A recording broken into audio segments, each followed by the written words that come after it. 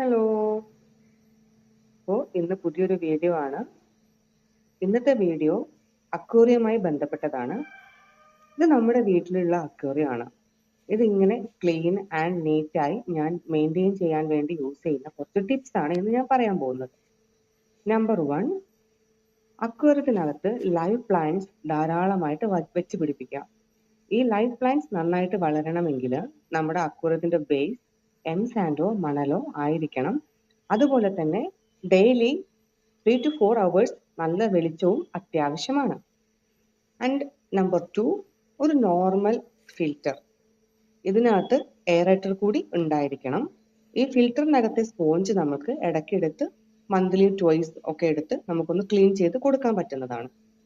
And number 3, നമ്മുടെ അക്വേറിയത്തിനകത്ത് ഉണ്ടാകുന്ന waste product ഭക്ഷണമായി ജീവിക്കുന്ന ജീവികളെ അതിനകത്ത് ഇടുക എന്നുള്ളതാണ്.